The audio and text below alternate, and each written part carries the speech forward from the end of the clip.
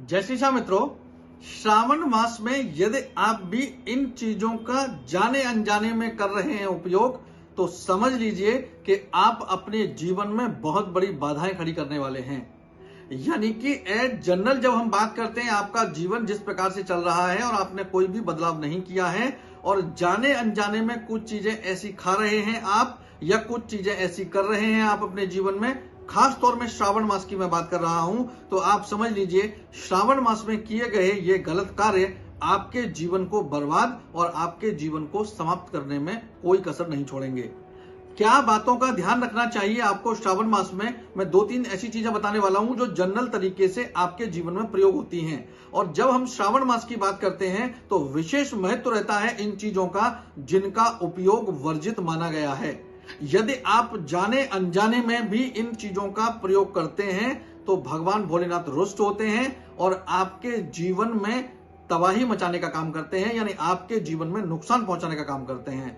आप समझते होंगे कि भगवान भोलेनाथ जो हैं वो संहारक हैं, यानी कि डिस्ट्रॉयर हैं, वो सृष्टि को समाप्त करने की ताकत रखते हैं। तो भगवान भोलेनाथ भोले जितने हैं उतने ही गुस्सैल भी हैं। तो आपको इसका विशेष ध्यान रखना चाहिए कि श्रावण मास में ऐसा कोई कृत्य हम ना करें, ऐसी किसी भी चीज का हम प्रयोग ना करें जो भगवान भोलेनाथ को पसंद नहीं होती है। तो आपको इस वीडियो में मैं 3-4 चीजें ऐसी बताने वाला हूं जिनको ना करने से आप श्रावण मास का लाभ ले पाएंगे, और जाने अनजाने में यदि गलतियां कर रहे हैं तो आपको वो गलतियां नहीं करनी चाहिए। आपको हमारा वीडियो कैसा लगा कमेंट सेक्शन में जाके आप हमें राधे राधे लिखें। आप हमें लाइक करें, फॉलो करें, सब्सक्राइब करें। इस वीडियो में हम बात कर रहे हैं श्रावण मास में हमें किन चीजों का प्रयोग नहीं करना चाहिए, या आप दूसरी भाषा में कह सकते हैं कि जाने अनजाने में हमारा जीवन जैसे हर महीने में चलता है वैसा ही श्रावण मास में भी चल रहा है। तो हमें क्या बदलाव करने लेने चाहिए जिससे कि श्रावण मास में कोई हमसे गलत कृत्य ना हो जाए और हम श्रावण मास में कहीं पाप के भागी ना बन जाएं। क्योंकि ये 2 महीने इस वर्ष जो आए हैं, वैसे हर वर्ष 1 महीना होता है, इस वर्ष 2 महीने हैं श्रावण मास के अधिक मास होने की वजह से। तो समझ लीजिए कि इन 2 महीनों में आपको विशेष रूप से ध्यान रखना चाहिए कि ऐसी कोई वस्तु हम प्रयोग ना कर लें जिससे कि हमारे जीवन पर उसका सीधे सीधे नकारात्मक प्रभाव पड़े। जैसे हम लोग घर में जब सब्जी खाते हैं तो बैंगन का प्रयोग वर्जित माना गया है श्रावण मास में, यानी कि श्रावण में आपको बैंगन नहीं खाने चाहिए। आपको ध्यान रखना चाहिए कि बैंगन श्रावण मास में खाना बिल्कुल भी वर्जित माना गया है। ऐसे ही शकरकंदी एक फल होता है और उसको हम सब्जी की तरह भी प्रयोग करते हैं, उसको भी खाया जाता है, वो भी श्रावण मास में नहीं खाना चाहिए। गन्ने का उपयोग भी श्रावण मास में नहीं करना चाहिए। यदि आपको पूजा बतौर गन्ना यूज करना है तो गन्ने का रस भगवान भोलेनाथ को अर्पित करने से लाभ मिलता है, लेकिन डायरेक्ट गन्ना यदि आप खाते हैं या यूज करते हैं तो उसका प्रयोग भी यहां पर वर्जित माना गया है। किसी भी तरीके का मांसाहार श्रावण मास में वर्जित माना गया है।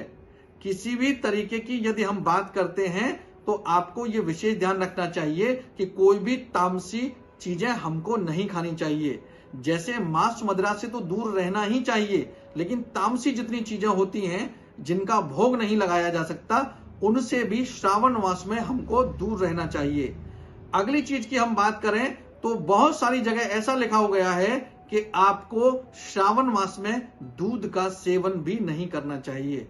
यानी कि जिन लोगों के घर में विचार होता है या जो लोग जनरली दूध नहीं पीते, तो श्रावण मास में भी उनको दूध से दूर रहना चाहिए, यानी कि डायरेक्ट दूध का सेवन श्रावण मास में नहीं करना चाहिए। कुछ ऐसी चीजें जो मैं इसमें बता रहा हूं आप प्रयोग करते हैं या जाने अनजाने में आप कर रहे हैं, तो आप समझ लीजिए आप पाप के भागी बन रहे हैं और भगवान भोलेनाथ रुष्ट होने के बाद आपके जीवन में कुछ ऐसे नुकसान पहुंचाएंगे जिनसे कि आपके जीवन में आर्थिक, मानसिक, शारीरिक और पारिवारिक आपकी क्षति हो सकती है।